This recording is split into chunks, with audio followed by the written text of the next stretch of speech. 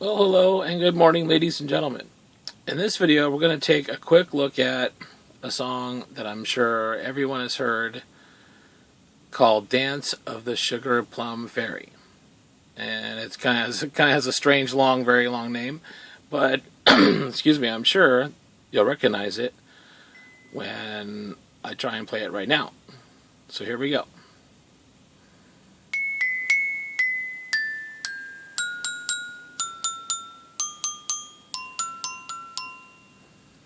You guys remember that one? It's kind of like they do it a lot in dance and ballet, and you hear it a lot when you're younger, and it's pretty cool. And with the return of Classic Arts Showcase on Channel 23 a lot in the mornings, I've been hearing it a million different times, and I decided that we must indeed do this on our xylophone. And we can do it on our xylophone. Again, our xylophone is extremely versatile.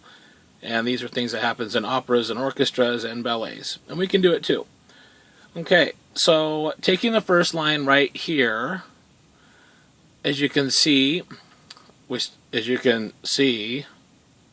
okay, bad joke, right? The small key of C, it starts off and it just kind of, the pattern goes all the way down.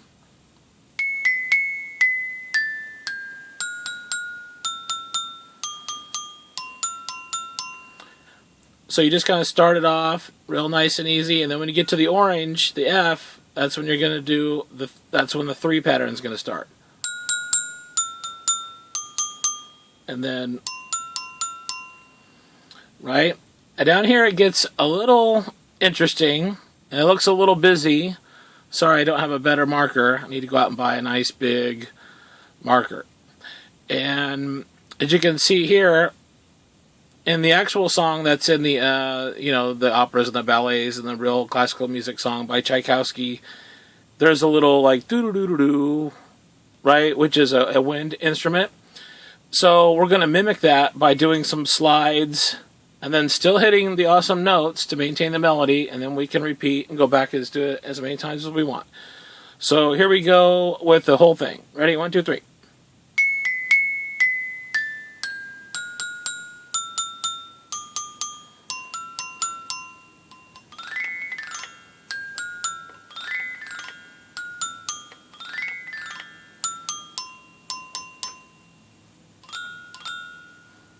Okay, I didn't do my final slides very good. We'll talk about that in a second. So as you can see, what takes part in the orchestra, which is a lot of wind instruments, we're just doing kind of a slide, right? Because the wind instruments, their notes kind of blur together, and we can blur our notes too by doing a slide. Very lightly and delicately, because if you do it too harshly, your keys will move and they'll rest on the post and then they'll be muted out. So let's test my keys. Ooh, they're still hanging in there. So very light. And if you're playing in front of a lot of different people, you're going to have to do it a little louder, of course. But if you're practicing by yourself or just with 1 or 2 others, nice and light.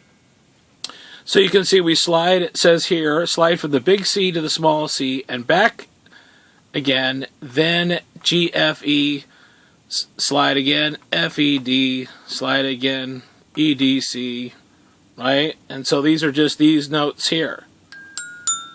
And then move over, and then move over. And now the last slide that I messed up on, I've been trying to work on that, is like C to about, it goes like dun, dun. So the first slide has to be longer to get to a higher pitched note, and then the second slide has to be shorter so our ears hear a lower pitched note. So let me try that again. So I'm suggesting approximately to G and A, slide over to about G and A and lift off. Start lifting off here probably, like an airplane taking off. And then the second slide shorter so that it's a lower pitch slide. So let's see if I can do that. Here we go. First one higher pitch, second one lower pitch.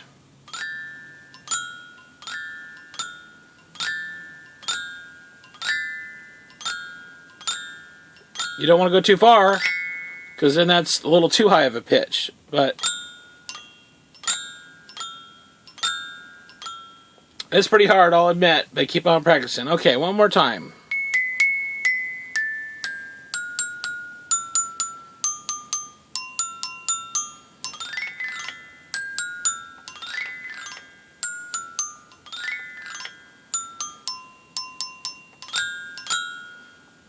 Not too bad. You guys can do it too. Have fun. Bye-bye.